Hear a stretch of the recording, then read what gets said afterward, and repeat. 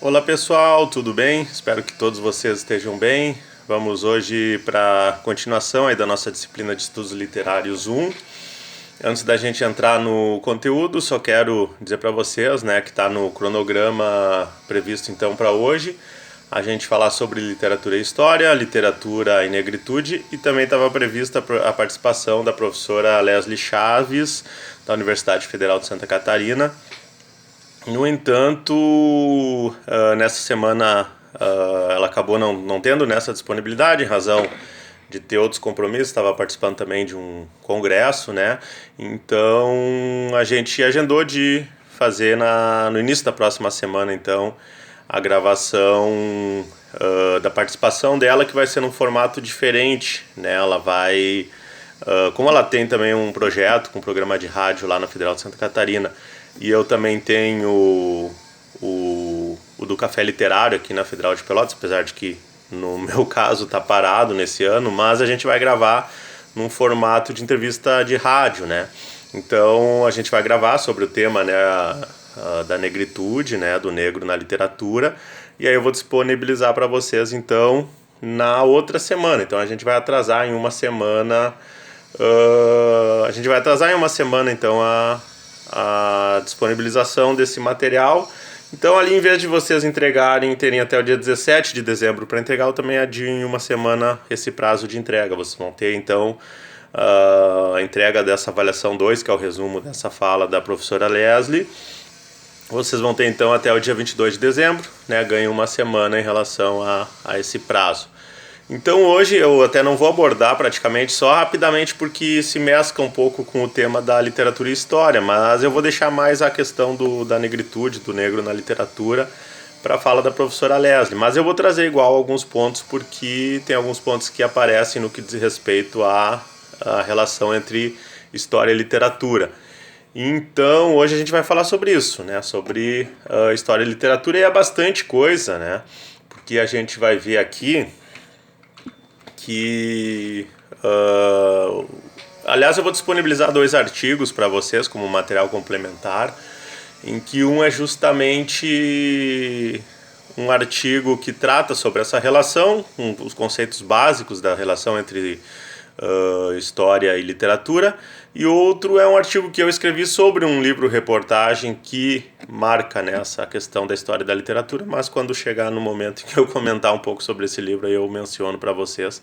Então, como não vai dar tempo também de falar, porque cada um desses tópicos renderia, cada um deles, acho que um vídeo de mais de 30 minutos, então eu resolvi disponibilizar esse material para vocês lerem. No caso é um material complementar, fica para vocês, enfim, se aprofundarem mais, lerem também quando tiverem tempo, enfim.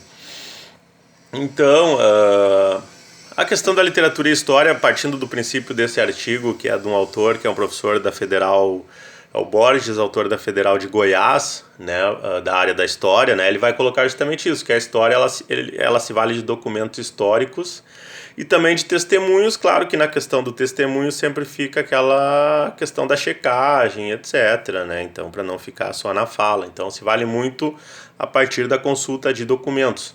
E dentro desses documentos a gente tem a própria literatura e também o jornalismo, né? Os historiadores, eles se valem muito do que foi produzido pela imprensa em determinados momentos históricos. Então, para se saber, por exemplo, sobre o que se passava no Brasil em 1850, né, muitos pesquisadores, além dos livros, também foram, né, frequentemente se faz essa consulta à imprensa. Inclusive tem o livro do Juremir, que eu já citei aqui em outras oportunidades, das raízes do conservadorismo brasileiro, em que ele vai analisar, né, os jornais da época e também os discursos dos políticos nas câmaras. Então, a história ela se vale muito da consulta de documentos, né, históricos, justamente e principalmente de períodos em que não existem mais testemunhas que viveram, né, a época.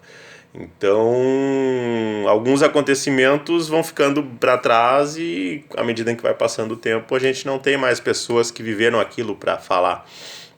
E aí a consulta passa a ser em torno ou desses testemunhos que ficaram registrados ou de documentos, né? A gente ainda tem, por exemplo, em relação à Segunda Guerra, a gente ainda tem pessoas que viveram, que eram crianças, né? O meu avô que faleceu quando meu pai era criança, né? Ele participou da Segunda Guerra, ele foi como conhecidos pracinhas, né, que foram para a Segunda Guerra. Mas muita gente da geração dele, né, ele teria idade, digamos assim, para ainda estar vivo, né, para testemunhar, para ser uma pessoa a ser ouvida, assim como ele foi. Existem outros que foram e que ainda estão vivos, assim como tem pessoas judaicas que sobreviveram ao Holocausto e que dão seus testemunhos, escrevem livros, né, frequentemente, mas essas pessoas aos poucos, né, o tempo vai passando e chega ao ponto que a gente não vai mais ter, por exemplo, pessoas para dar esses testemunhos. E a partir disso, por exemplo, da Primeira Guerra, no máximo, né, vai se encontrar alguém que era recém-nascido, né, por exemplo, até 1919, né, tem que ser alguém com mais de 100 anos, então não se tem, né, então pessoas para testemunhar que já eram adultas, né, enquanto aconteceu a Primeira Guerra, por exemplo. Então, só para citar um exemplo, né. Então ele vai colocar que a história como conhecimento é sempre uma representação do passado e que toda a fonte documental para produzir esse conhecimento também o é, né. Então está falando justamente isso, que dentre esses documentos também estão a literatura ficcional, o romance, mas também está o próprio jornalismo, tanto no sentido de livro-reportagem como no sentido dos veículos de imprensa, né, que se tinham na época. Geralmente romances históricos, então o principal ponto desse tema de hoje são os romances históricos, porque na verdade, se for pensar sob esse ponto de vista de documentos, da literatura e do jornalismo enquanto documentos, praticamente tudo, né, serve como documento.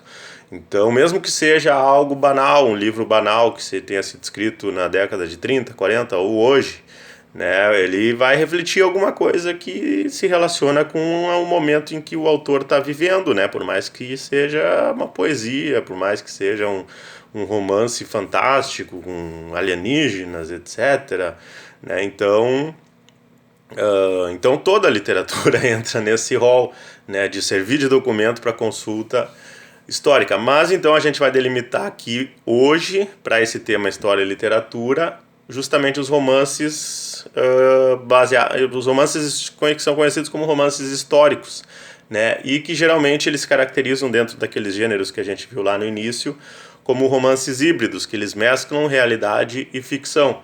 Então são aqueles romances que retratam, por exemplo, uma guerra, a Primeira Guerra, a Segunda Guerra, Guerra Civil Espanhola, Americana, períodos de ditadura, enfim, são romances que têm como um dos pontos principais o fato de falar sobre um determinado acontecimento histórico que é conhecido e que é estudado, né? Como, por exemplo, o exemplo mais banal aí que a gente tem é as grandes guerras, né? A Primeira e a Segunda Guerra Mundial, né? Então, mas essa reflexão entre fato real, história e literatura, ela é milenar, né? Então, o Aristóteles, na Poética, ele já vai falar sobre essa diferença entre a história e, no caso dele, ele fala sobre a poesia, mas a gente pode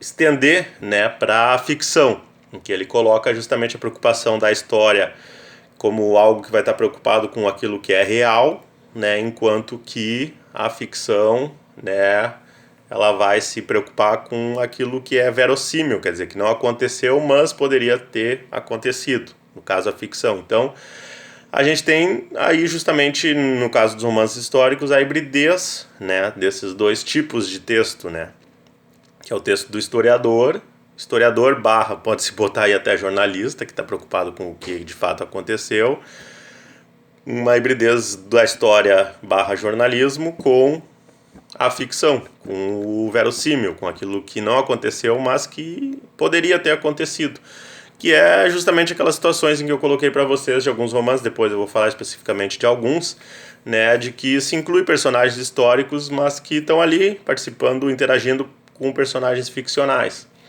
né? Então a interpretação do contexto histórico da obra, né, tem que se aí entra uma relação que talvez quem está indo para a fase de TCC possa estar até se aprofundando nisso, com aquilo que prevê a análise de discurso, né?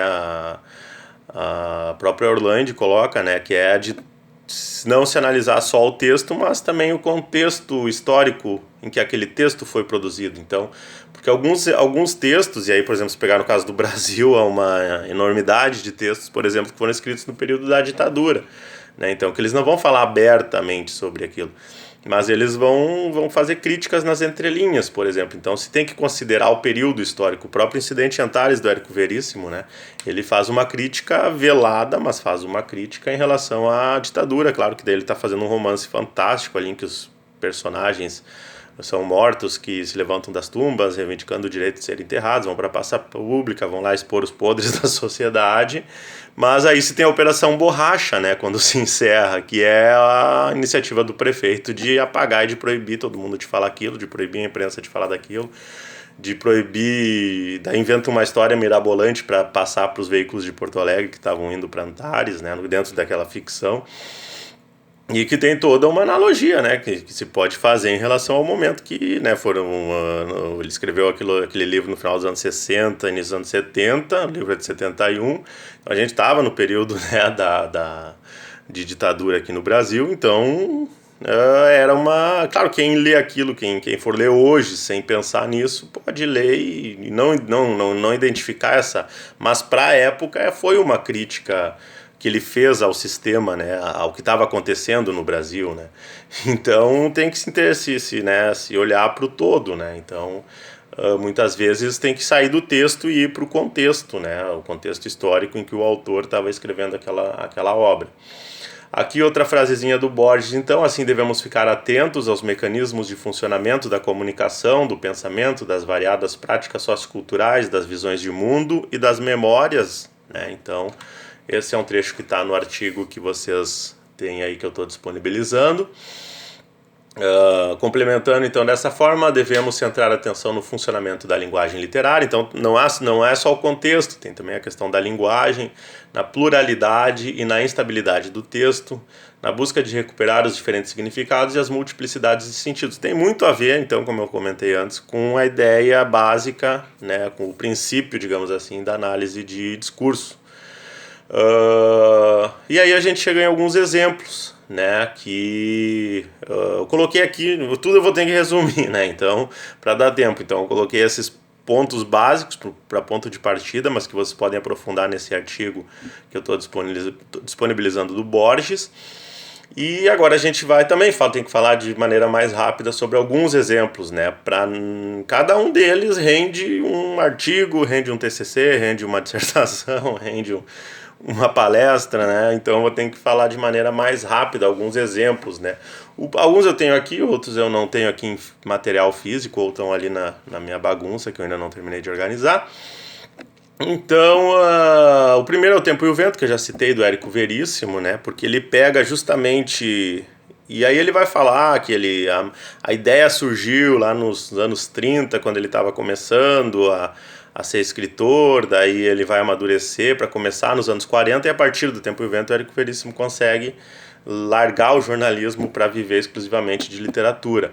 Então ele pega 200 anos da história do Rio Grande do Sul, começa em 1745, e vai até 1945, que coincide com o fim da Segunda Guerra.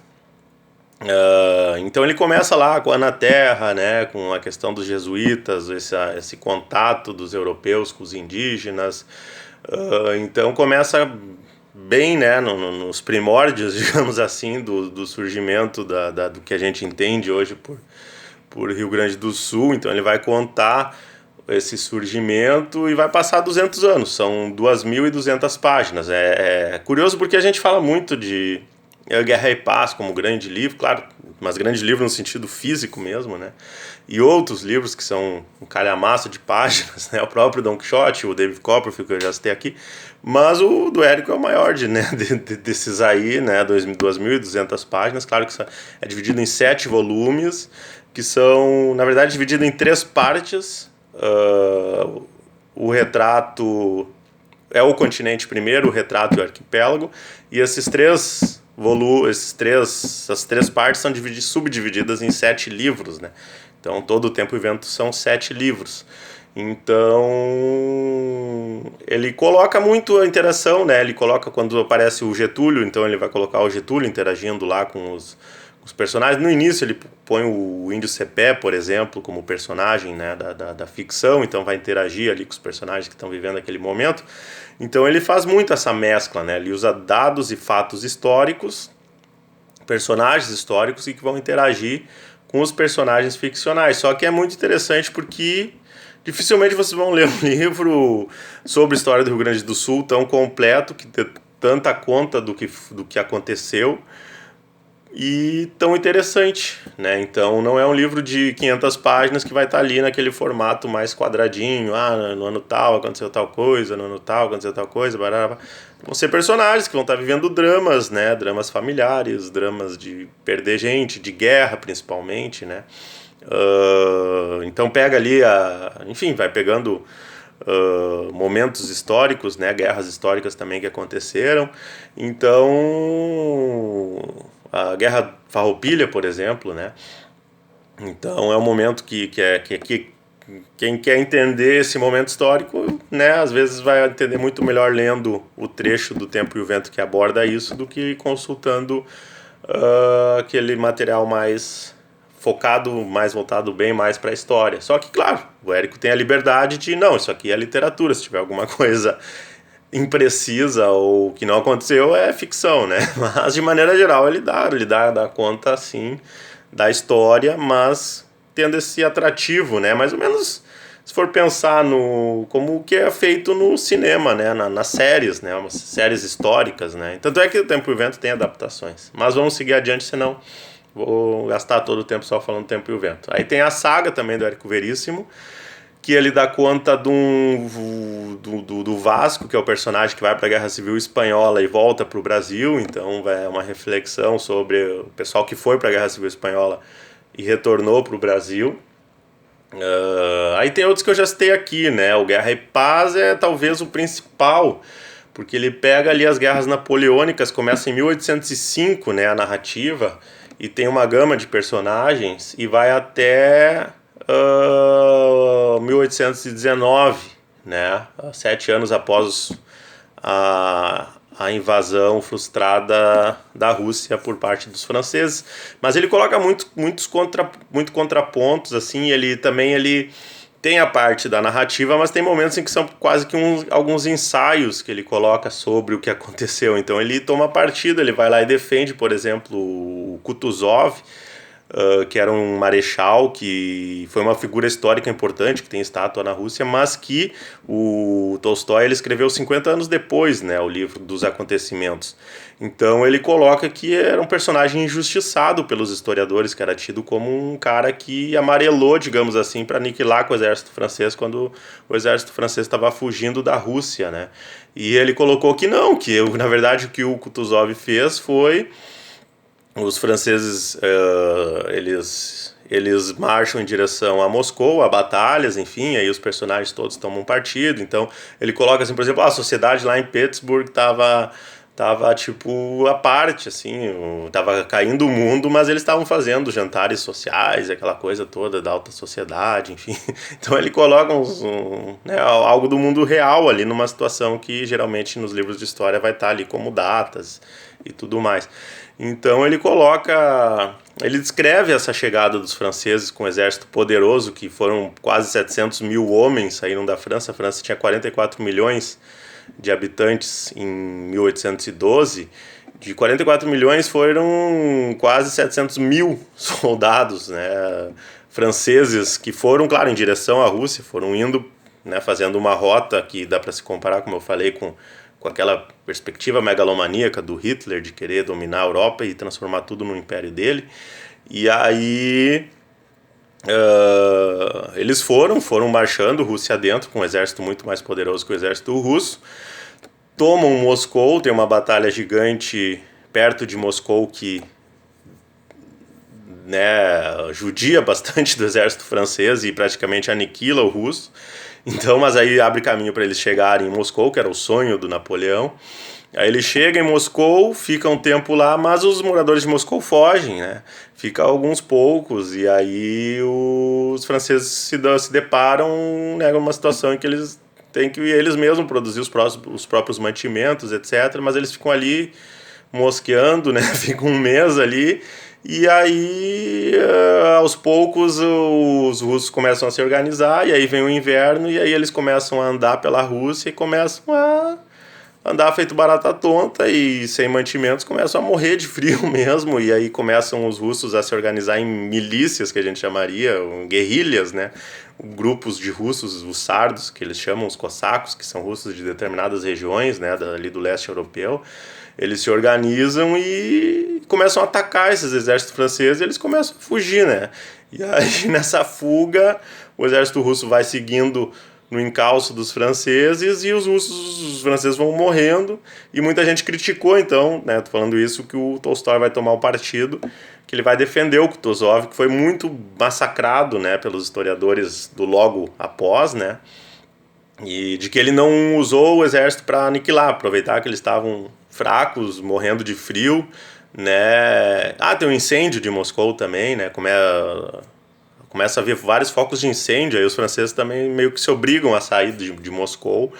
Então, e nessa saída eles são chutados daí, né, pelas guerrilhas e pelo frio mesmo, né, frio na Rússia, né, então imagina 1812, né,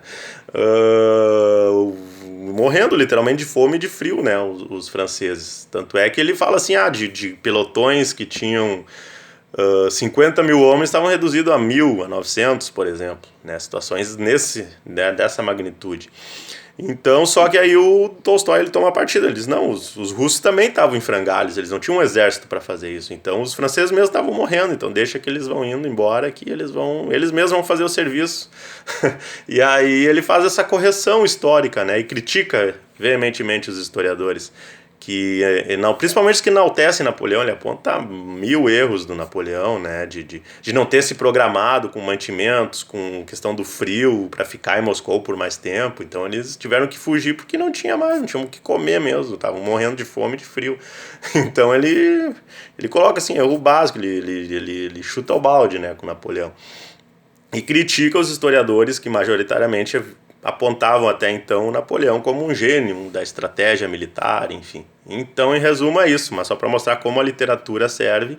E no caso dele, ele vai mesclando ficção e realidade, mas ele tem algumas páginas em que ele parece que está escrevendo um ensaio mesmo, né, em que ele toma partido, fica 10 páginas discorrendo sobre isso. Por Quem os Sinos Dobram é o livro do Hemingway, Ernest Hemingway, que é da Guerra Civil Espanhola, então também ele vai da vida, né. Até tem um que eu comentei agora, Uma Longa Pétala de Mar, que também é uma ficção, mas que também é baseada na Guerra Civil Espanhola, num fato real, que foi uma embarcação que o poeta Pablo Neruda fez para levar os fugitivos espanhóis que estavam fugindo para a França, mas na França eles estavam chegando lá e sendo encarcerados, postos em campos de concentração, porque a França não tinha também o que fazer com eles. E aí ele levou para o Chile, né, 2.000 espanhóis fugitivos, né, refugiados da Guerra Civil Espanhola. Então a Guerra Civil Espanhola também é outro acontecimento absurdo, né? Se pegar o que aconteceu, foi mais ou menos o que o Trump quer fazer nos Estados Unidos, mas numa época completamente diferente, né? O general Franco, ele foi derrotado, mas ele deu golpe, criou uma guerra e começou a perseguir os opositores. Seria como se o Trump fizesse isso, né? Começasse a perseguir, mas perseguir e matar mesmo, prender e matar. Aí, claro, os que eram contrários começaram a fugir para a França, que é o país que faz fronteira, e só que chegavam na França e também não tinham, né, eram presos, eram postos em campos de concentração. E o Hemingway vai escrever o romance Por Quem os Sinos Dobram, que se passa nesse contexto, e A Longa Pétala de Mar é a embarcação que o Pablo Neruda fez para levar esses refugiados até o Chile nos anos... Eu não vou falar para vocês o ano, senão eu vou mentir que eu não me lembro de cabeça. A Pior em Londres e Paris é uma coisa mais urbana, né, que é do George Orwell, que eu comentei para vocês. É meio que um livro autobiográfico, mas que retrata o início de carreira dele. É cômico, de certa forma, porque ele vai trabalhar num restaurante, isso lá nos anos 20, 30, E ele tá ali tentando ganhar vida e, enfim, tentando ser escritor, mas daí ele vai lá lavar prato em Paris e aí ele comenta que ele nunca comeu nos restaurantes mais chiques que ele trabalhava, ele nunca comeria comida porque ele via o que acontecia nas cozinhas, né, que era uma podridão, né. Então, é um livro mais urbano, mas que também traz, né, como era a sociedade naquela época. Nesse sentido tem vários, né. Aí sim, a gente chega aqui, eu vou falar bem rapidamente porque está se esgotando o tempo. Tem esses 3 livros aqui que retratam da questão do negro, né? O Homem Invisível é o personagem do Ralph Ellison, que é um escritor americano que retrata um episódio que acontece no Harlem na época da segregação. Então o personagem ele é meio que chutado do sul, vai para o norte, vai para Nova York, vai para o Harlem, que é o bairro negro de Manhattan. E aí ele retrata, enfim, até eu morei, só que na época eu não sabia. Eu morei numa rua no Harlem, na 150, com a Broadway, e perto do Rio Hudson, e tem ali uma pracinha com uma estátua, eu tirei foto e tudo, e só que eu fui ler o livro e saber quem era o Ralph Ellison depois que eu voltei, né, então eu tava lá e não sabia, né, que ele morava ali naquela mesma rua, né, então é o que o Luiz Maurício falou na palestra dele, até ele que me indicou esse livro, depois que ele voltou também do período de sanduíche dele, e aí eu fui ler e fui descobrir a história que eu tava lá sem saber. Meio Sol Amarelo, da Chimamanda Adichie, que é uma autora nigeriana famosa, que vocês talvez conheçam, tem uma americana ali também, mas nesse ela retrata a Guerra de Biafra, e é um livro simplesmente espetacular, que fala sobre... Também, ontem inclusive, tá dando notícias do Sudão, da Guerra Sudão e Etiópia, e enfim, o que está acontecendo lá, e como o Ocidente vira as costas, né, para a África e para o Oriente Médio, e tipo aquele discurso meio lugar comum deixa que eles se entendam, que se matem, né. E ela coloca aqui como a Europa virou as costas para o que aconteceu na Nigéria, porque na divisão colonial foram postos tribos e comunidades que eram completamente rivais de morte sob a mesma geografia, fronteira geográfica, né? E a Nigéria foi um caso desses. E aí a parte sul ficou a parte norte muçulmana e a parte sul não muçulmana, né?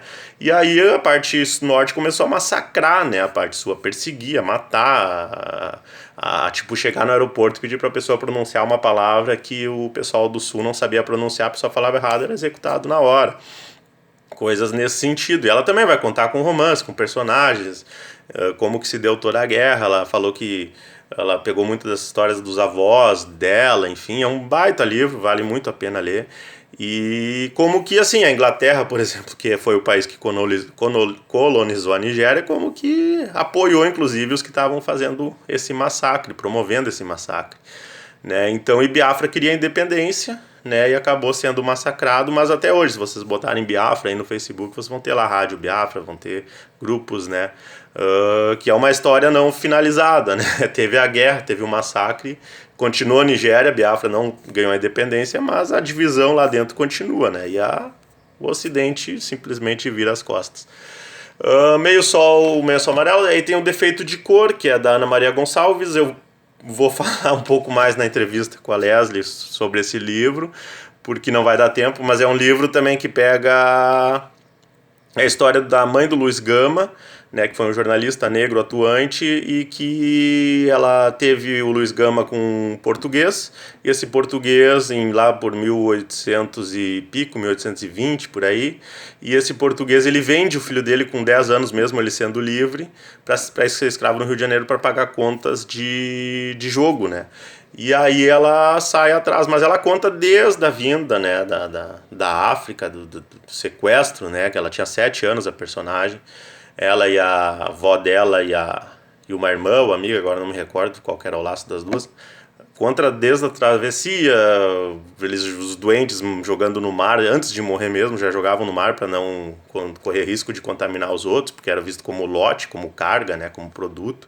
A chegada no Brasil, a proibição de falar a língua deles, a religião, de serem batizados com nome ocidental, então por isso que a gente não tem sobrenomes como Chimamanda, como Kanu, como outros sobrenomes africanos que a gente deveria ter, né? A gente não tem porque os africanos, quando chegaram aqui, os escravos, quando foram sequestrados da África para serem mortos e escravizados aqui, eles mudavam de nome. Então Chimamanda virou Silva e assim por diante, virou Carvalho, virou, né, com sobrenomes principalmente portugueses. Então, enfim, ela fala de tudo isso, explica tudo isso e muito mais. É um livro de quase 1000 páginas que vale muito a pena. E aí, bem rapidinho aqui, tem os sertões.